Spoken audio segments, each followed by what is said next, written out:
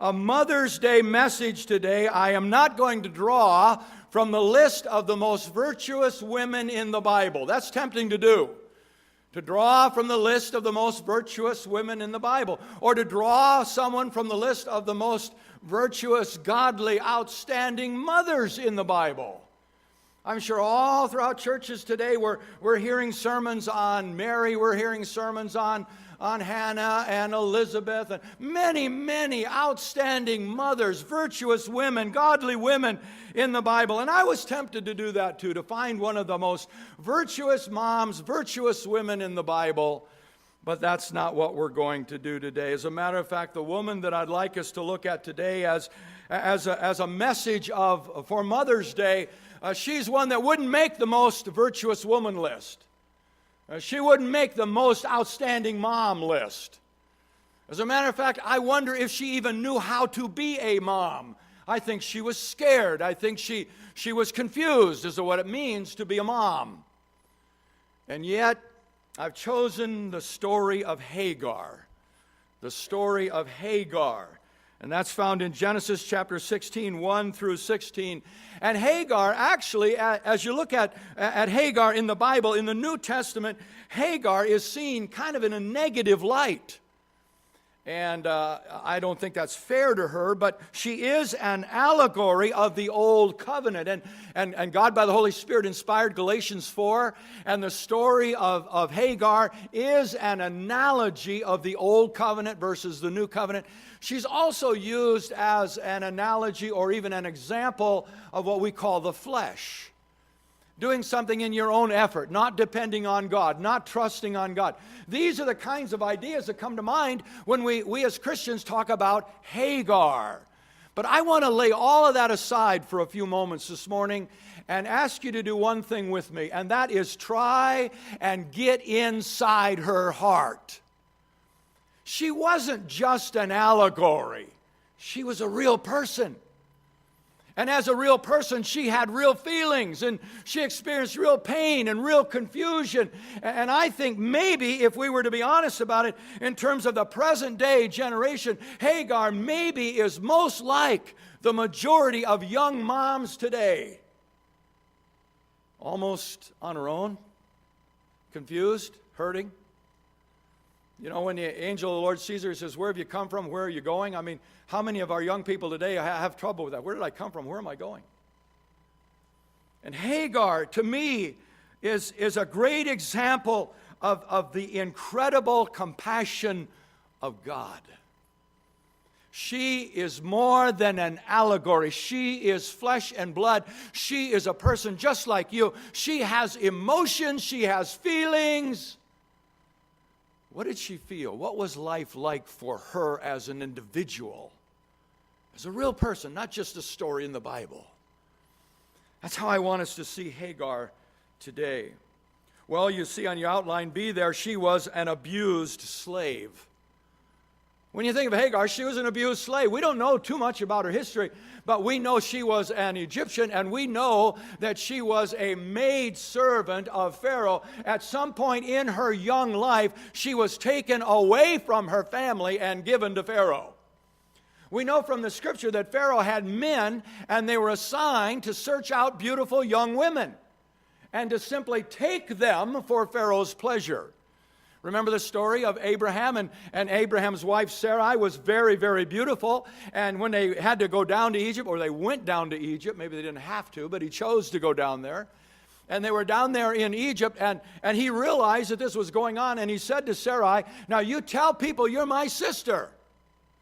Because the people knew that she was his wife, and she was so beautiful. Some of these men that were like beauty scouts for Pharaoh, they would see her and they'd want to take her to Pharaoh.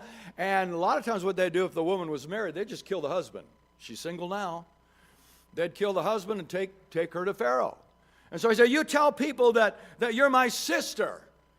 Well, when God began to deal with Pharaoh for having Sarai in his, we'll call it a harem, or his group of concubines, whatever you want to call them, his women for pleasure, when he had her among the members there, he hadn't actually slept with her. God kept him from that, but somehow God was dealing with him. And when he found out that she was really Abraham's wife, he said, "What have you done to me? Why did you say she was your sister?" And if you read the story back there in Genesis 12, he gave gifts to Abram to make up for what he had done, and one of those gifts was a little maidservant named Hagar. We believe it was her. She was given, a maidservant was given to him, and later on we see that he has a maidservant from Egypt named Hagar. So here she is, she's taken away from her family and given to Pharaoh, and now she's taken away from Pharaoh and given to this old geezer. Now at least she got to live in a palace, at least she got to live in nice surroundings when she was with Pharaoh. Now where does she get to live? Hey, where am I going to live now? Well, you're going to traipse around the desert. This guy thinks God's given him a land somewhere, and he lives in a tent, by the way, and he's 75 years old. She's just probably a teenager. She's an abused slave. Now, this might sound kind of crude, but it is the story of the Scripture. Who is Hagar? She was sexual property. She was an object. She was an object. She was passed from Pharaoh to Abram, and then Sarai gets the idea later, let's give Abraham Hagar. She was just a property, treated like property. Let's read a few of these verses, and we'll find out a little more who she is and how she becomes an example of God's incredible compassion. Genesis 16, now Sarai, Abram's wife, had borne him no children, and she had an Egyptian maidservant whose name was Hagar. So Sarai said to Abram, "See now, the Lord has restrained me from bearing children. Please go into my maid. Perhaps I shall obtain children by her." And Abraham heeded the voice of Sarai. Then Sarai, Abram's wife, took Hagar, her maid, the Egyptian, and gave her to her husband Abram to be his wife, after Abram had dwelt 10 years in the land of Canaan. Now let's pause there. There were laws in the land at the time that had to do with concubines. We actually have records of ancient marriage not licenses, but contracts. It says right in them that within 2 years, if she doesn't bear a child for her husband, she can go out and buy a slave. She can buy someone and own that person as a slave and give that person to her husband to have a child with him. She's like a piece of property to them. And then it goes on to say there's many different writings have been uncovered, and some of them are very cold-hearted. For example, some of them say, well, if you like her after she's born children, you can keep her as a slave. If you don't like her, if you hate her, then you can sell her. You buy her, you sell her, you use her, you dump her. That's what Hagar was. That's where this girl is coming from. Notice how I said she's a sexual property. She's just an object. Notice these words that are used in the story. Then Sarah, Abraham's wife, took Hagar, and then later on it says, and she gave her to Abraham. That's kind of the story of Hagar's life. She's being taken and given and taken and given. That's Hagar. Verse 4, so she went in unto Abram went in unto Hagar, and she conceived, and when she saw that she had conceived, her mistress became despised in her eyes. Then Sarai said to Abram, my wrong be upon you. I gave my maid to your embrace. And when she saw that she had conceived, I became despised in her eyes. The Lord judged between you and me. So Abram said to Sarai, indeed, your maid is in your hand to do as you please. Do to her as you please. And when Sarai dealt harshly with her, she fled from her presence. I mean, here's this young girl, Hagar. And notice, she's being treated as an object. Here, you take her. Well, now she's got a bad attitude. She's copping an attitude on me. Well, you do with her what you want. They're not treating her like a person. They're not caring about her feelings. They don't have any regard for what's going on in her heart. She's just a piece of property. She's just there to raise up a child. And notice how Sarai then begins to treat her. She's treated harshly. It says she was treating her harshly. She wasn't good to her. She wasn't kind to her. And so what does Hagar do when she's being treated harshly? Now, I want to stop here and just pause. You can fill this blank in. I just have to put this in here. You are always responsible for your attitude. No matter what happens to you, no matter what anybody else does to you, no matter how you're treated, no matter what your circumstances are, you might not be able to control your circumstances. You might not be able to do anything about what others do to you, but you and I are always responsible for our attitude. And it is true, Hagar gets a bad attitude. It says her mistress, meaning Sarai, was despised in her eyes. And Sarai picks up on this and says, she doesn't respect me. She's treating me disrespectfully. Now, again, there are reasons but not excuses. There are reasons why people get the attitude they get. And those reasons should never justify the attitude, but at least they should be understood. I look out at the world today and I see a whole generation rising up of girls that are very much like Hagar. They don't know where they came from. They don't know where they're headed. They feel like they're just an object for somebody's pleasure. And we say, why is this child so rebellious? Why is this child so disrespectful? Why is this young lady so promiscuous? Why are they like this?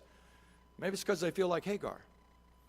Maybe it's because they feel like they don't know where they came from or where they're going. Maybe it's because they feel like just an object that nobody really cares about, that the only good they have is to serve someone else's pleasure. We have a whole generation like that of young girls who are pregnant and bearing children today, and the father doesn't care, and he doesn't want the responsibility, and maybe the parents don't want to have anything to do with them now because of the reproaches brought on the family. On and on we go. There's a whole lot of Hagars running around today. And some of them cop an attitude. Some of them get very disrespectful. Some of them become even more promiscuous. And yes, they are responsible for their attitude. But there's something in me that says, I can understand how they got that way. I can understand why they feel the way they feel. I can understand, not justify, but I can understand what's going on inside of them. They're a Hagar. Kicked around, abused, used. Oh, she's in your hands. Treat her the way you want to treat her. Well, let's read on. Now, verse 7. So what does Hagar do? She runs away. We have a whole generation that are running away. We say, oh, they don't know authority. Well, they're running away, and I'll tell you why they're running away. No, they probably don't know about authority. They're running away because they're in pain. They're running away because there is a brokenness inside of them they don't know how to fix. And they're looking for the affections of a man, or they're looking for the high of a drug or some thrill. They are running away, and we understand why. They're like a Hagar. I'm not saying it justifies a bad attitude, but I do at least understand why. So she runs away. A whole lot of people running away today. But here's where we begin to see the incredible compassion of God. Look at verse 7. It's easy to read over it, but put yourself into the human drama. Pretend you are Hagar. Try and get inside her mind, inside her heart, what this young girl, probably not even 20 years old yet, passed around, mistreated. Now she's pregnant. You know all the changes that brings. She runs away. Verse 7. Now the angel of the Lord found her. Man, I could just embrace that phrase and treasure that phrase for a long, long time. Now the angel of the Lord found her. What does that mean? That means God must have been going after her. God, the angel of the Lord, is equated with the Lord. You could just keep that in your mind. Oftentimes in the Old Testament where it says the angel of the Lord, that's what we call a theophany. That's an appearance of God in human form before the incarnation. And that phrase, the angel of the Lord, that's the Lord himself. Now the angel of the Lord found her by a spring of water in the wilderness, by the spring on the way to Shur. That's way, way down south on the edge on the border of Egypt. And he said, Hagar, Sarah's maid, where have you come from and where are you going? Here's two words I want you just to think for a moment. The Lord found her and the Lord said. The Lord found her and the Lord spoke to her. This is the beginning of the incredible compassion of God. The incredible compassion of God.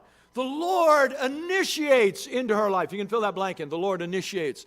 The Lord initiates His compassion into her life. Is she even thinking about God? This God of Abraham, how would she feel about the God of Abraham? Well, how did Abraham treat her? How did she feel about this God, that maybe she heard about this God that had called Abram out of Ur of the Chaldees, that had promised him a land and promised him a child that they couldn't have? And how would she feel about the God of Sarai, who is treating her harshly? How would she feel about that God? I don't have the answer. I'm only asking the question. But my assumption is she probably didn't have a very positive opinion about their God if they represented that God. But the Lord found her. And if you are a believer today, if you are forgiven, if you have peace in your heart, if you have been released from your sins, it's because the Lord found you. The Lord was coming after you long before you were looking for Him. And the Lord, the angel of the Lord, found her by a spring of water. Psalm 115:12 says, "The Lord has been mindful of us." Don't take that one for granted. You're on the Lord's mind. The Lord has been mindful of us. 1 John 4:19, we love Him because He first loved us. Jeremiah 31:3, I have loved you with an everlasting love. Therefore, with cords of loving kindness, I've drawn you. See, the Lord initiates. He loves us from everlasting to everlasting, and He sees us when we're in pain, and He sees us when we're running away, and He sees us when we're sitting down in the desert just despairing of life, and He comes and He finds us and He speaks. This is the initiation of God. This is the beginning of the incredible compassion of God. Hosea 11:4 says, I drew them with gentle cords, with bands of love. I was to them as those who take the yoke from off the neck, and I stoop down and feed them. God says, I'm like the one that sees an abused animal, and I take the yoke off the neck, and I stoop down to their level, and I feed them. That's who I am. Here's Hagar. Virtuous? Can't point to any yet. Abused? All over the place. Rebellious? Yeah. Pregnant, scared, alone, running away. The Lord finds her. And what the Lord really wants to do is take the yoke off her neck and bend down and feed her. Come to her where she's at. This is the incredible compassion of God. Queen Victoria had a daughter, Princess Alice, and Alice had a little boy who became very sick with black diphtheria. And so the doctors quarantined the boy, and Princess Alice was allowed to look through the glass at the boy, but she was no longer allowed to go in and touch him and hold him and kiss him. And by the hour, she'd stand by that glass just looking at her little boy through that glass. And one day she could hear faintly through the glass the little boy ask the nurse, why doesn't Mommy kiss me anymore? Why doesn't Mommy kiss me anymore? And Princess Alice immediately went into that room and grabbed the baby and just began to shower him with kisses. The little boy, rather, and began to shower him with kisses. Just a few days later, they both died. You say, that's foolish. No, that's love. That moved her heart. And I want to tell you something. Hagar was never loved like that. Hagar never knew anybody that loved her sacrificially. Hagar never met anyone who would give of themselves for her. She's just an object to be passed around. And when you're done, get rid of her. But the Lord found her. And the Lord spoke to her. And this is the incredible compassion of God. And I know she had an attitude problem. Proverbs 30 says there are three things under which the earth trembles, four it cannot bear. And the last one is a servant who displaces her mistress. And here's Hagar, a slave, a servant, who has displaced her mistress. At least they think she has. And how cruel they have been to her. And yes, I'm sure she was disrespectful, but God still found her. The Lord found her, and the Lord begins to reach out to her, and the Lord speaks to her, and the Lord says to her some things that, like many in our younger generation today, don't want to hear. I'm sure Hagar didn't want to hear what the Lord said to her. What did He say to her? Look at verse 9. She said, I'm fleeing from the presence of my mistress Sarai. She doesn't know where she's going. She just knows she's going away. She doesn't know what she's going to. She just knows what she's getting away from. We have a whole generation like that. They don't know what they're going to. They don't know what they're headed for. They just know what they want to get away from. She said, I'm just running away from my mistress, Sarai. Verse 9, the angel of the Lord said to her, return to your mistress and submit yourself under her hand. There's still lessons she has to learn. This attitude does have to be worked on. But God is coming to her in compassion. Then the angel of the Lord said to her, I will multiply your descendants exceedingly, so that they shall not be counted for multitude. And the angel of the Lord said, behold, you are with child, and you shall bear a son, and you shall call his name Ishmael, because the Lord has heard your affliction. He shall be a wild man. His hand shall be against every man's hand against him, and he shall dwell in the presence of his brethren. Then she called the name of the Lord who spoke to her, you are the God who sees. For she said, have I also seen him who sees me? Therefore the well was called Beer Laharoi. Observe it, it is between Kadesh and Bered. So Hagar bore Ishmael a son, and Abram named the son whom Hagar bore Ishmael. Abram was 86 years old when Hagar bore him to Ishmael. Now she has 13 years that are pretty good for her. She has Ishmael. And he's growing up as a treasure in his daddy's eye. Abram loved Ishmael. Abram had a good relationship with Ishmael, so we would assume that everything is good. And then 13 years later, Sarai does become pregnant with the one we now call Isaac, and now there's trouble again because the attitude reemerges. And go over to chapter 21, and Sarai goes to Abram and says, hey, she's being disrespectful. She's scoffing at us, sneering at us. In verse 12 of 21, but God said to Abram, do not let it be displeasing in your sight because of the lad or because of your bondwoman. Whatever Sarah has said to you, listen to her voice, and for Isaac your seed shall be called. Yet I will also make a nation of the son of the bondwoman, because he is your seed. So Abram rose early in the morning and took the bread and a skin of water, and putting it on her shoulder, he gave it and the boy to Hagar and sent them away. Then she departed and wandered in the wilderness of Beersheba. I want you to pause for a moment and look at the human side of that. Look at the drama of that. Look at how she's being treated.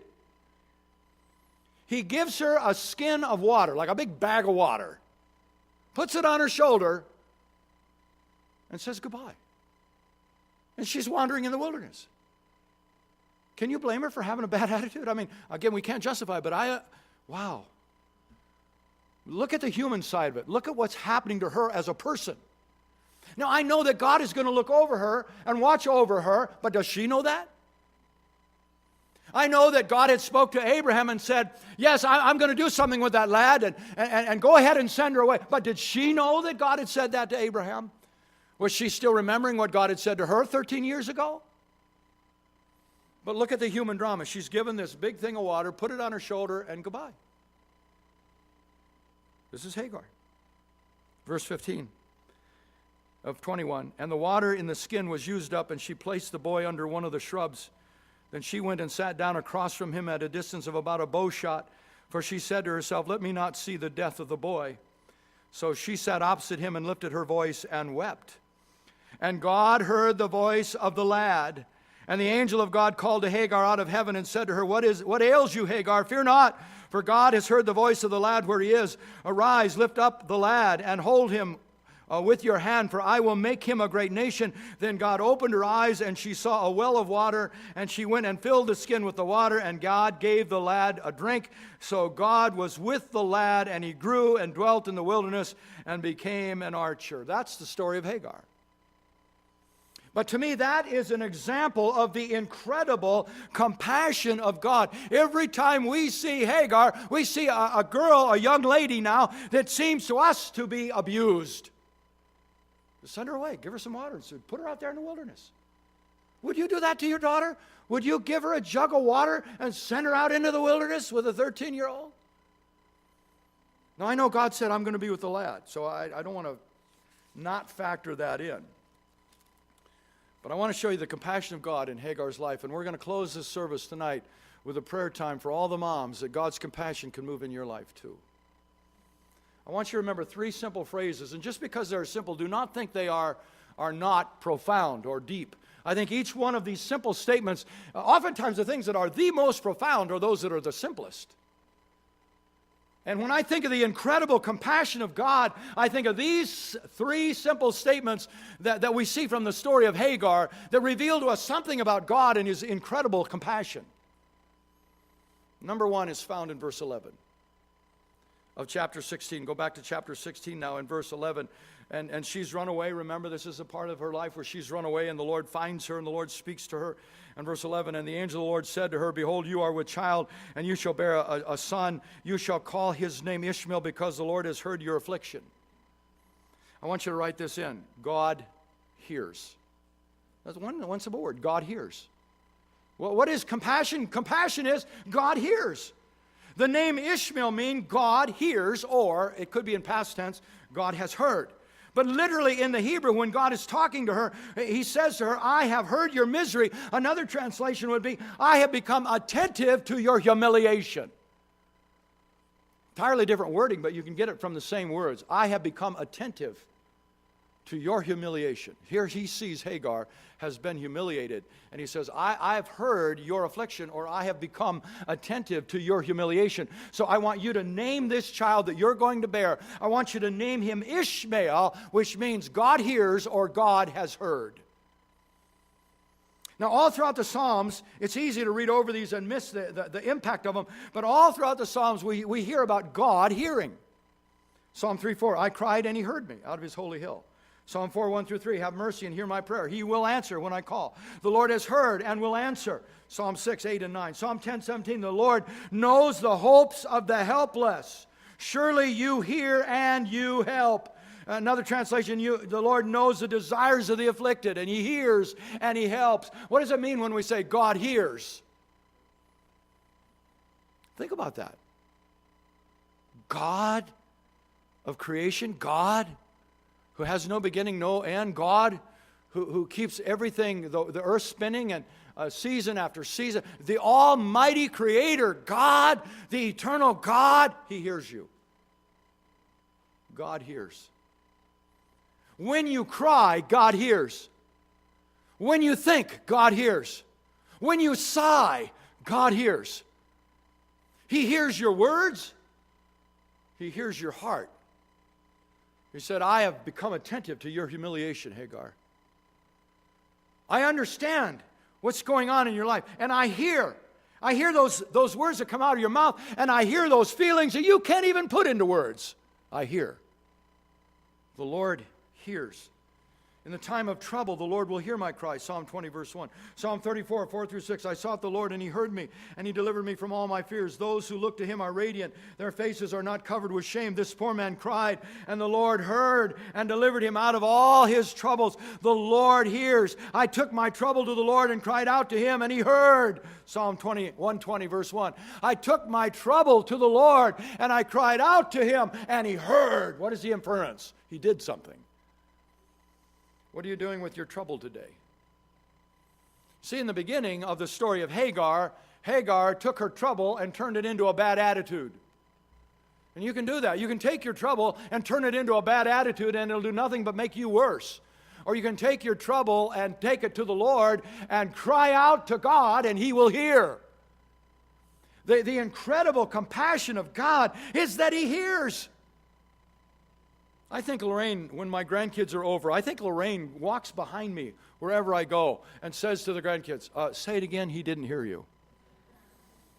My grandkids are trying to talk to me, and I don't always hear them. And Lorraine says, I catch Lorraine and say it again, J.U., he didn't hear you. I don't want J.U. to feel like I don't care, because I act like I just blew him off, but I didn't hear him. The Lord... How many of you are going to like this one once I'm done with Psalm 59:1? The Lord is not deaf. The Lord is not deaf. The Lord is not too weak to save. His arm is not short. He is not deaf. His ears are not shut. He's compassionate. He hears. He hears. Why am I concerned if J.U. is saying something to me and I just walk by? Why am I concerned? Because I don't want him to think I don't care. I don't want him to feel devalued, as if Papa didn't care. But when he knows I hear, he feels like I care. God hears. The Lord hears. Jeremiah 33:3, call unto me, and I will answer, and I will show you great and mighty things that you can't even imagine. Call unto me, I'll answer. I'll show you great and mighty things. Here's a great prayer promise. 1 John 5:14. We know if we ask anything according to his will, we know that he hears us. And knowing that he hears us, we know that we have the petitions for which we asked. God hears. I cried unto him in the time of trouble, and the Lord saved me out of this distress. Psalm 107, verse 19. I read the story of, many of you maybe know this story of Max Cleland. Max Cleland was a senator, and he was in a wheelchair. And so he was very noticeable. I mean, he was a senator in a wheelchair. And he had both his legs removed, and he had a hand removed. And what happened was he was serving in Vietnam, and he dropped his own grenade in the presence of some of his men in a small room. And he dropped his own grenade. And seeing that it was a live grenade, he fell on it. It went off, and it almost killed him, but only did minimal damage to anybody else. And that's how he lost his legs, and that's how he lost his hand. And he became a Christian. And many of the senators had a Christian Bible study. On a particular day of the week that any senator wanted to come to this early morning Bible study could come to this Bible study. How many of you are glad we have some senators that want a Bible study? I think there's some hope if there's a Bible study. But anyway, Max would go to the Bible study. And one day he wheeled himself into the Bible study, and one of the other senators looked at him and said, Max, you don't look good. You look really worn. What can we help you with? How can we pray for you? What's going on, Max? And Max finally admitted, it was the first time ever he admitted this to anyone. And Max said, I was up all night. He said, every night for the last 30 years, I have the same nightmare. I just see that grenade rolling on the ground, and I know that it was my carelessness. I know that it was my irresponsibility. And I say to myself, how could I have been so careless? How could I have done that? And I see that grenade, and I see myself falling on that grenade, and I see myself losing my legs and my hand all over again. And for 30 years, he was kicking himself. He was condemning himself. He just couldn't get over that. How could I let that happen? How could I have done that? And so they said, we're going to pray, and we're going to ask God to heal that. We're going to ask God to take away those nightmares. We're going to ask God to somehow change the way you see that event. So they prayed for him. They gathered around him, and they prayed for him. And that week, the History Channel aired a special. I don't remember whether it was on the Vietnam War or on senators or what, but they had a clip on there interviewing him about how he got in the wheelchair. And he told that story, how he dropped his grenade and fell on it so that the others wouldn't be injured, and lost his legs and his hand. And that night he received a call from a man in Annapolis and said, Max, you are wrong about that story. The night it was aired on TV, just a couple days after their prayer meeting. They said, you are wrong about that story. I was in the room. I was standing opposite you, and I saw where that grenade came from. There was a young soldier behind you that had pulled all the pins on his grenades and stuck them in his belt because he was anticipating an attack or being in a battle zone. He just wanted to pull and throw. He wanted to pull them out with one hand and throw. And he turned a certain way. One of those grenades popped out of his belt. He didn't even know it. And it rolled in between your legs right in front of you, and then you fell on it. And he said, Max, you weren't irresponsible. Max, you weren't to blame for that. Max, you saved our lives. You're a hero. And that was the first time in over 30 years Max was able to sleep through the night without those nightmares. Was it a coincidence that came to light, that was revealed after they prayed? God hears. God hears. And whatever you're wrestling with, whatever is plaguing you, whatever you can't get over, cry out to God. God hears. And here's Hagar. And God wants to reveal himself to Hagar. Maybe God is factoring in the idea that she doesn't have that good of a view of him based on how she's been treated by the people that represent him. So God comes to her, and God finds her, and God speaks to her. And God says, you're going to have a child, and I want you to name this child. The Lord hears. I pay attention to you, Hagar. You know what he's saying? You count to me. You matter to me. The Lord hears. Now let's go on. Verses 13 and 14 with the story of Hagar. Verse 13, this is an amazing thing. She names God. She names God. She's had this encounter with God, and she's going to give God a name. Here's this slave girl, this Egyptian, this disrespectful runaway, and she's going to name God, and God lets her name him. That's amazing. She's going to name God. Why do you name someone? Because you want a relationship with them. Notice what she does in verse 13. Then she called the name of the Lord, who spoke to her, "You are the God who sees." For she said, "Have I also seen him who sees me?" Therefore the well was called Beer Laharoi. Observe, it is between Kadesh and Bared. In other words, she said, I'm going to put a name on this God that I've just met. I want to have a name that I can call him. I'm going to call him, and it's taken from the original language, but it means I'm going to call him the God who sees. Here's the second thing to fill out in your outline. Number one was God hears. This is his compassion. He hears. But number two, God sees. God sees. Now, what does it mean to see? The eyes of the Lord run to and fro throughout the whole earth to show himself strong on behalf of those whose hearts are toward him. 2 Chronicles 16:9. God is looking. In Exodus chapter 3, verse 9, God said, "I have seen their oppression and have come down." To see is to be moved into action.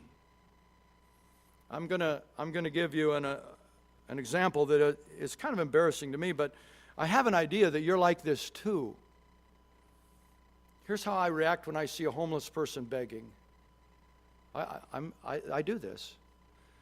When I see a homeless person begging, my first instinct, my first reaction is to look away. I don't want to see them.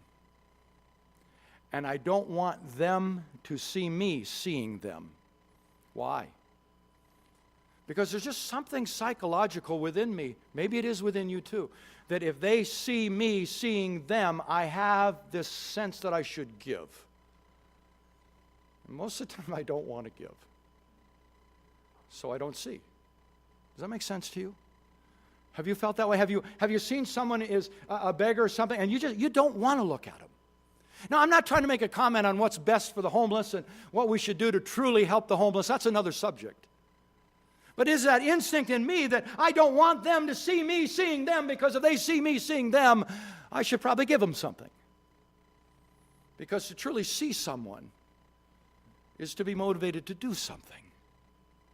And here's Hagar, and she's got to name God something. What in the world could she name God? She gets to choose the name for God that she just met, and she names him the God who sees me. This is compassion. What is she actually saying? She's saying, God understands me. Had anyone in her whole life ever understood her? Had anyone in her whole life even tried to understand her? Did anyone in her whole life even care about understanding her? But she encounters God who gives her hope, who says, this lad is going to be a great nation. I'm going to be with him. In other words, you have a future. What am I going to name this God? I'm going to name this God the God who sees me. He's the God who knows where I'm at. He's the God who knows who I am and knows how I feel. He's the God who sees me. That's compassion. I'll tell you a dad's story. I sat down with my dad one day, beautiful time, an hour of my life that I will treasure forever. I wanted to interview him about his dad. I remember Grandpa Brattrud. Andrew is named after him. That's why you can't call him Andy. Stop calling him Drew. He wasn't named that. But I named him after my grandpa, Andrew. And I have some really great memories of Grandpa Brattrud, Andrew. But I didn't really get a chance to know him that well. He died when I was pretty young. And so I said to my dad, would you tell me a story that illustrates your relationship with Grandpa? And I thought Dad would have to think for a few moments. I thought he'd have to try and come up with one. But he instantly told me this story. He said, that's easy. He said, when I was a little boy, I had this heavy brace on my left leg and I couldn't run. He was born with a crippled leg. And he said, I couldn't run. And one of the things is a little school, elementary school, I wanted to play baseball. And at noontime, there weren't any leagues for kids that young, but at noontime in this old country school that had 2 levels, open rooms on each level. And at noontime, they would have an hour for lunch. Some of the kids would go back to their farm. Some would bring their lunch. But they had a whole hour for lunch. And over the lunch hour, they'd play baseball. And every day, Dad would line up with all the kids. They'd always have two captains, and they'd choose their teams, and then they'd play baseball for the noon hour. And they'd line up, and they'd choose teams. And at the end of every choice, when they chose the teams, there was always one boy standing there, hadn't been chosen by either side. That was my dad, and they never chose him. Didn't let him play. Neither side wanted a cripple boy on their team. They didn't want a kid that couldn't run. Well, no, we're not going to choose Edward. He can't run. And so every day, Dad would go down there hoping that they would choose him. Dad would go down there hoping that somebody would somehow let him have a chance. And they never chose him. Now, I don't have time to tell the whole story. It has to do with retrieving a ball from an angry goat. But they decided to let Dad have they promised Dad a turn at bat if he'd get a ball from an area where there was an angry goat. But that's another story. So they let Dad bat. And Dad hit one farther than anybody had ever seen. But he only got to first base. And he didn't dare try to get to second, even though the ball was still beyond the outfielder and rolling. Dad didn't really think he could get to second base in time because of his brace, and he just was so slow running, or he wasn't really running. But when the other boys saw that Dad hit the ball that far, they decided they'd change the rules. They decided that each team could have at least one player that could get an automatic pinch runner once they got to first base. And so now they wanted Dad on their team because he could hit the ball over everybody's head, and he'd hobble his way to first base, and as soon as he touched first base, one of their teammates could then jump in and run the rest of the way for him. So now they all want him on their team. And now Dad's looking forward to going to school. And Dad said for the first time he remembered as a little boy, he's feeling like he's accepted. He's feeling like he's one of them. He's feeling like he's normal. Until his next doctor visit, when the doctor examined him and said, "Your leg's not improving, it might be getting worse. No more baseball." Long, sad ride home. Back to the farm. And when they got to the farmhouse, walked in the house, Dad fighting back the tears, no more baseball. Grandpa stopped him there in the kitchen. He said, "Edward, go get your glove. You need to give me your glove. I'll keep your glove from now on." Grandpa knew Dad would probably try and go play ball anyway. "Give me your glove. No more ball." That glove was like his prized possession.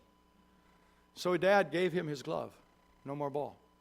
So now every lunchtime, rather than going down to where they were playing the ball, Dad would go up on this hill that was next to the school, and there was this big old tree up on the hill, and Dad would just sit by that tree, and he'd watch down below the boys playing ball, and he knew they wouldn't see him up there, but he could watch the boys playing ball, and he would just sit there being sad that he couldn't play ball anymore. And this went on for some time, and then one day he was up sitting under that tree, and he heard a familiar sound. It was the sound of their old car. And he looked down and he saw their family car coming down the road, the gravel road toward that school. And he saw it parked down by the school. And he saw Grandpa in his bib overalls and blue denim shirt get out of that car. But the thing that surprised Dad was Grandpa didn't go up to the schoolhouse. Grandpa didn't stop and ask anybody. Nobody pointed up on that hill. Grandpa just somehow knew Dad was up on that hill. And Grandpa just walked straight up that hill. And Grandpa stood. Dad didn't stand up. Dad's worrying, did someone happen to Grandma? Did one of my sisters get hurt? Am I in trouble? He didn't know what's going on. Why would Grandpa take time out of a busy day to come to school? And Grandpa walks right up to Dad sitting under that tree and doesn't say anything but this. He reaches inside his coveralls and pulls out Dad's mitt, baseball glove, drops it into Dad's lap and simply says, "Here, I thought you would need this today." That simple act was the one memory that Dad immediately said, that's what my relationship to my dad was all about. Now, why did that have such an impact on my dad? Not just because he could go play ball again, which he did. And his leg really never did get better, but he played ball. Because in that act, Grandpa was saying to him, "I see you. I understand what's in your heart.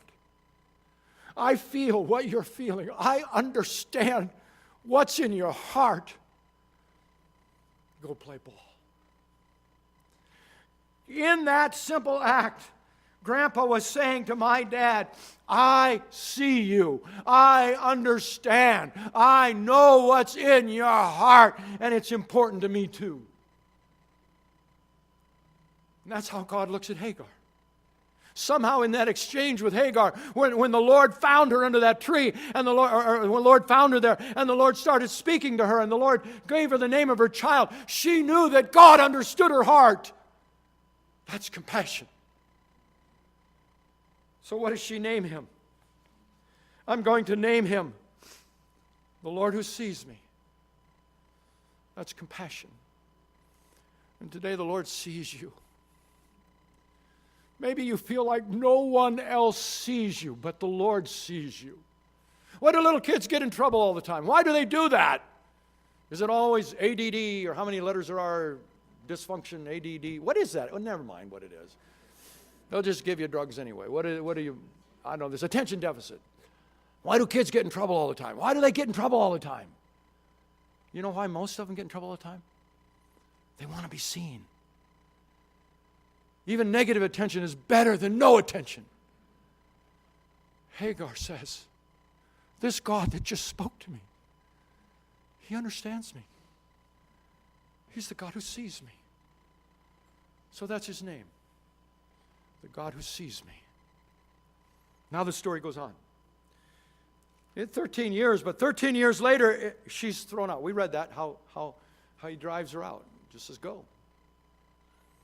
This child's not going to have the inheritance. And that broke Abram's heart too, because he really loved the lad. But he sent her out.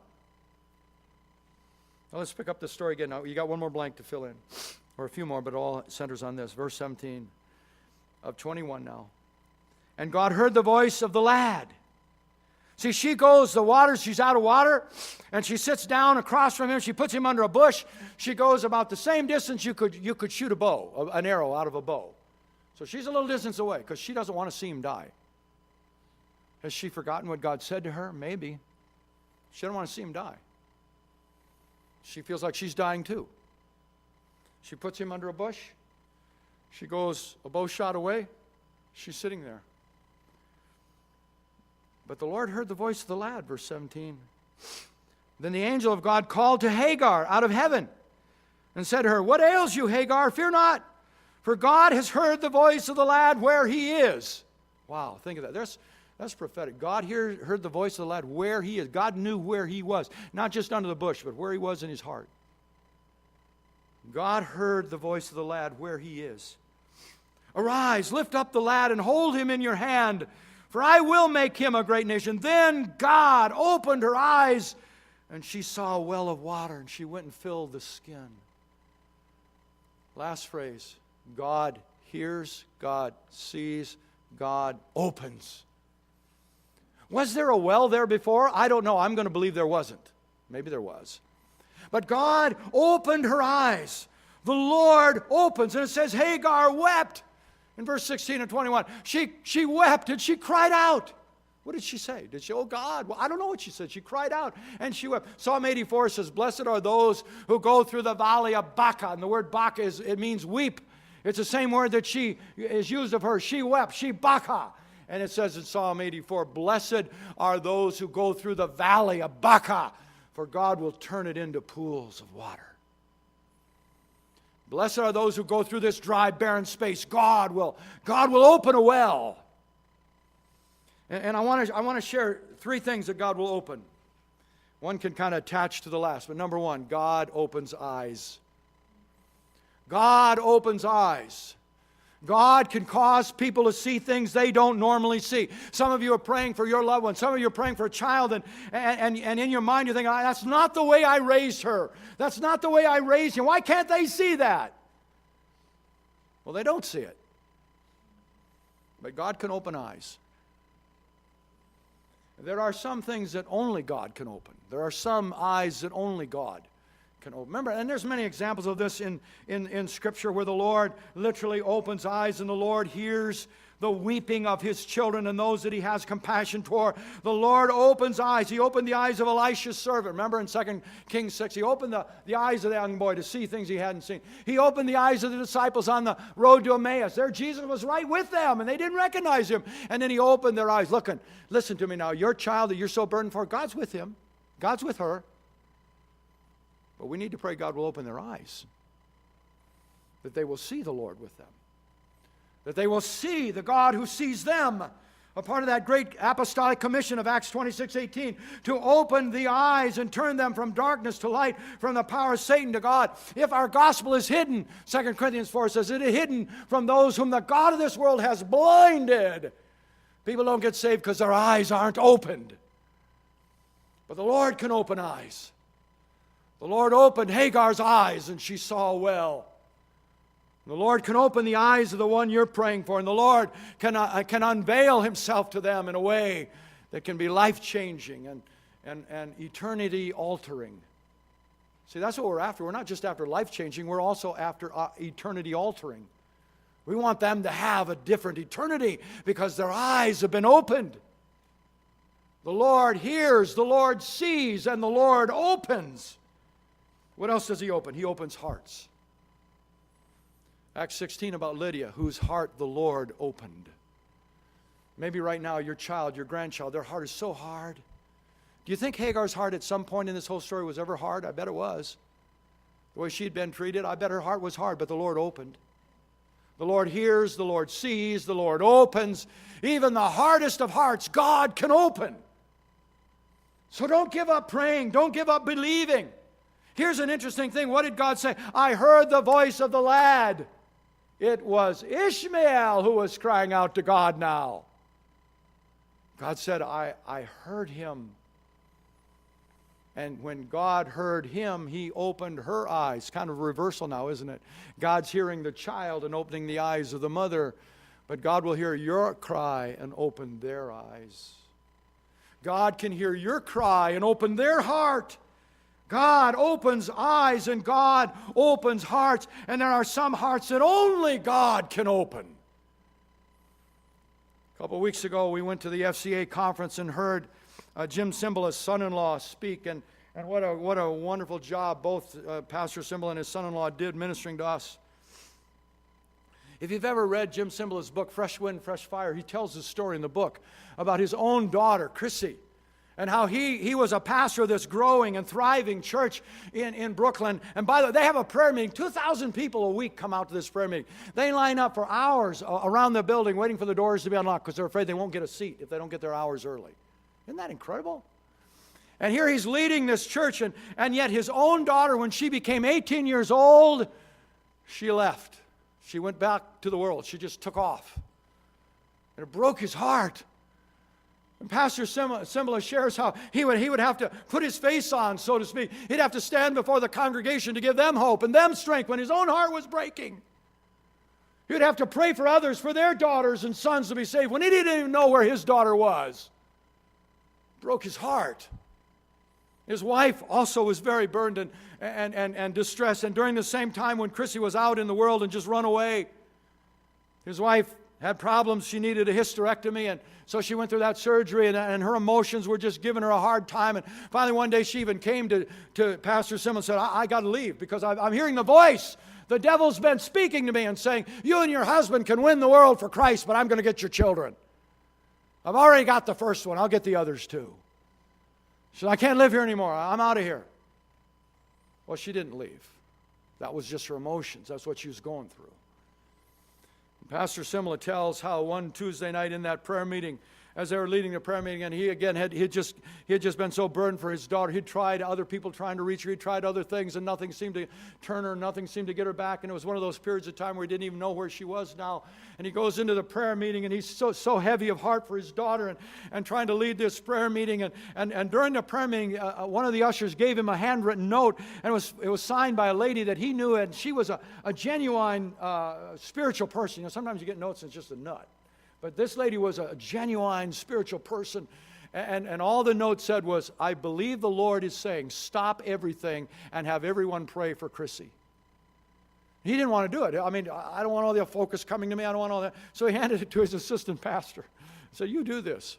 So they stopped the meeting, and everybody began to pray for Chrissy. And he said it was an amazing thing to happen, because that sanctuary area became like a labor room. It was like people were groaning, and people were yelling out to God, and people were crying out to God. I don't know how many of them were there that night, but let's just say a couple thousand of them calling out to God for one person, calling out to God that God would open this girl's eyes and open this girl's heart and bring her back.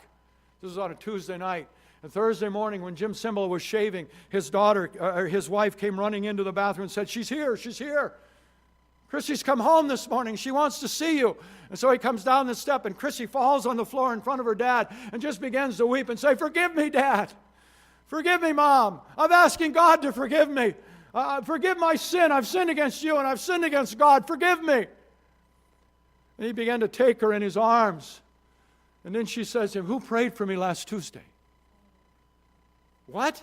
Who prayed for me Tuesday? What do you mean? What are you talking about?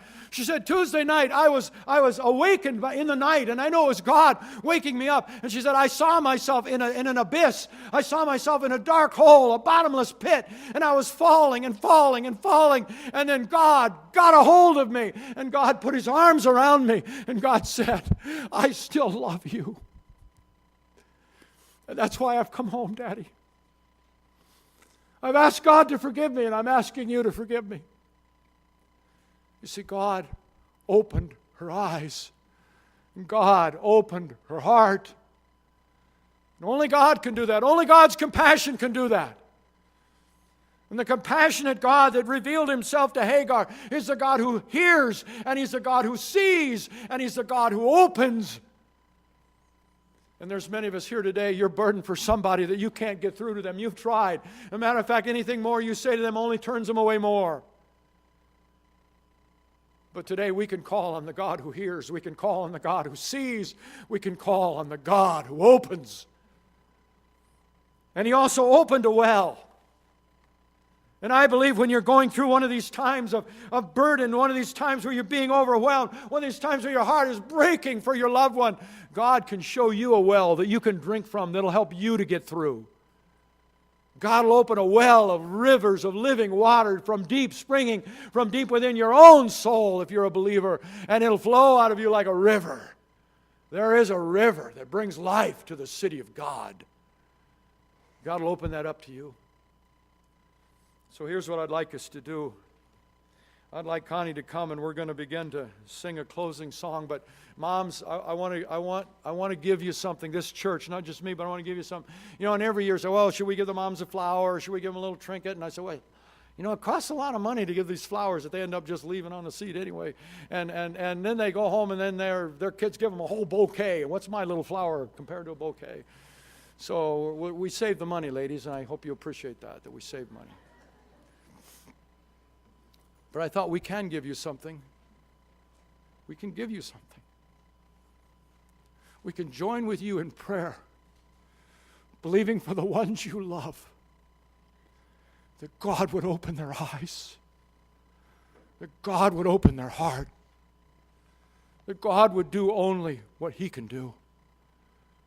You can't open their eyes. You've tried. You can't. You can't open their heart. The more you try, the more tightly it shuts. But today we know the incredible compassion of the God who hears, of the God who sees, of the God who opens. And together we can cry out to him and believe that he will do that for you.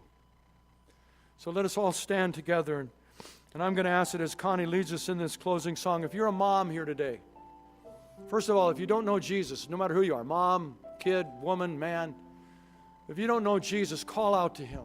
Call out to him. There's no formula. Just call out to him. Just say, God, I need you. I feel like I'm sitting here by the bush dying. I need you. Just call out to him. He sees you. He hears you. He'll open your heart. He'll come in. Call out to him. But now for this altar time, I want every mother that if you're burdened, and if you haven't been wrestling and burdened for something, that's okay. You can just say where you're at and pray. But if you're burdened for a child, a grandchild, a spouse, maybe your own parent, still doesn't know God, still doesn't know Jesus, they're under a bush dying. That would be a picture. They might be prospering in business, but really they're under a bush dying. If you want us to mix our faith together with you and cry out to God, that God would open their eyes, God would open their heart. So I'm going to ask you to come forward and just stand up here, and we'll pray one for another, and we'll end by praying that God will be the God who hears and sees, the God who opens. So let's begin to worship. Let's begin to sing. And if that's you, if you have a burdened loved one, we're going to pray, and God would do the supernatural in their life. So you come if that's you. If that's your burden, you come, and we'll pray. Let's worship the Lord, and you respond as it's on you.